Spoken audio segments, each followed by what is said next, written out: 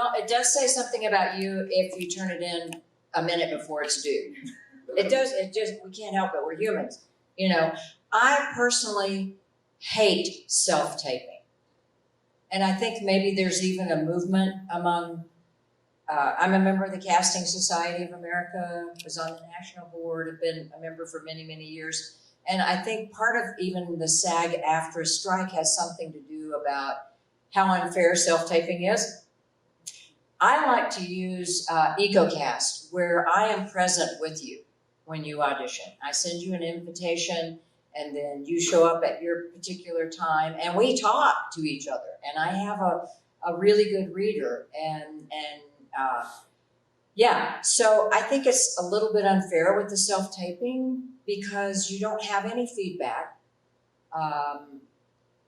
And maybe you don't even have a good reader. I mean, sometimes self-taping, the reader is upstaging the auditioner, you know, and it's just, yeah, it's not right. I will say on that note too, though, I know it's unfair, but you do have to have a good studio or at home, or you have to have quality sound, quality lighting. It has to be quality, or we hesitate sending it on forward. You know, we'll edit our selects tape and send it on forward, you know. However, sometimes it's just too funny to not send on. I can remember one audition that we had, and in the middle of the audition, the actor's cat ran in and jumped on the backdrop and pulled it down, and it was just hysterical. We sent that on, just because, you know, everybody needs a good laugh here and there. But if I do have to self-tape, and sometimes it's just a matter of somebody cannot get it together, or we invite them to EcoCast and the quality is so bad, we have to say, look, you know, you're cutting in and out or whatever, you have to send us a self-tape. We look at all the self-tapes, you know, I mean, everybody gets a chance. And in a way, I mean, I have sold my office now, and I've built a Zoom room up where I live, a separate building that's a Zoom room with, you know, spent a lot of money to get super fast internet out in the country where I live and everything like that. And we are able to see more people because things are virtual, you know. And I think it's going to stay that way, you guys. I mean, I really do. I don't know if we're going to go back to full-time in-person readings anymore, and there are pros and cons to that. But yeah, like I said, I love actors, so I want to take care of you. I want to be there. Just my opinion, I think it's kind of lazy to ask for self-tapes. You know, I want to show up and be there for you and be able to give you some direction. I want to have a good reader for you to bounce off of, you know, and to give you the best shot that you can get. So I talk too much. I'm sorry.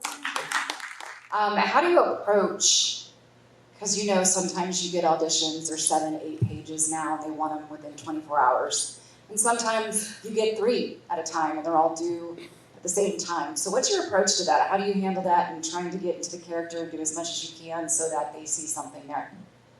So I made a commitment a long time ago to make sure that I do put the work in for every single audition I get.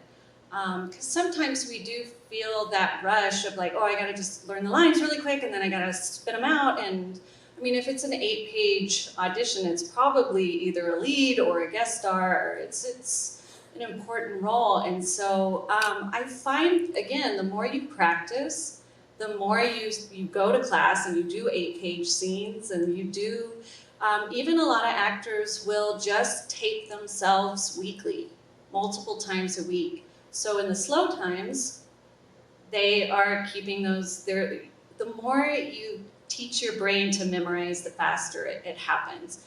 So I try to make sure to just take my time, as much time as I can. I mean, sometimes you do have to rush. Sometimes you're traveling or you're on location and then you get that 8-page scene and you're on set all day and you don't wrap until 11 o'clock at night. And those situations come up and you just have to roll with them and do your best. But that's what I would recommend, is just stay in practice. Even if you're not in a class, go find some sides, old sides if you have to. You can find them online, stuff that's already been aired. and start committing to putting yourself on tape 3 times a week. And that way, when you start getting those auditions roll in, you're gonna be ready to go. That's what the pros do. The pros are just consistently working. So.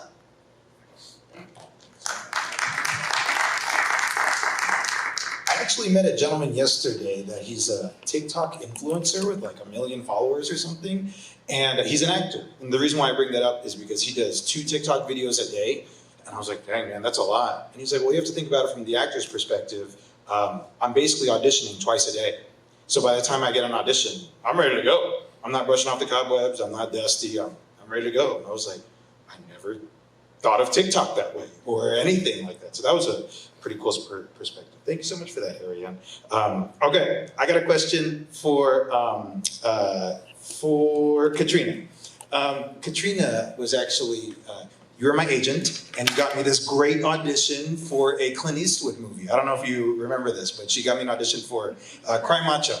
And she was like, hey, she was just as hyped as I was. She was like, I got you this audition for a Clint Eastwood movie. And I was so excited. She was like, please nail these signs. And I was like, I promise you, I'll give it everything I got. And then I got the signs and I looked at them and the signs were, hey. That was my line. It was just, hey. So you don't know how much I overthought that hey and how many different times. And like, even the one that I sent in, I was like, I don't know, maybe I should have sent in this one. So my question is, for something like that, what would you recommend for like the psychology of the actor and the approach of how they go about something like that when it's, how much of it is in our hands with like a single word audition or something like that, and how much is in the hands of whoever's casting? Well, that's a really great question. So first I want to say that there is no audition too small, one word, because the opportunity to be able to work on a Clint Eastwood production in your lifetime is a pretty big deal.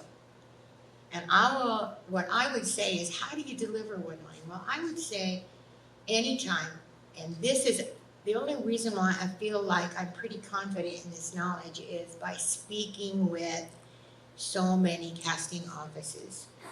And I would say, and maybe probably the better question should be going to Joe Edna, but whenever you have 5 lines or less, throw it away. Just deliver the lines naturally, how you would deliver it based on that scene. Don't try to outact your main star, because that's what everybody is trying to do. I got my 5 minutes of fame. I gotta really make an impact. And that's what's usually gonna make you lose the gig. So I always say to my actors, and by the way, hi Herman, hi Celine. Who else? Is that Draco? Yay! And in the very back, is that you, Christian? No?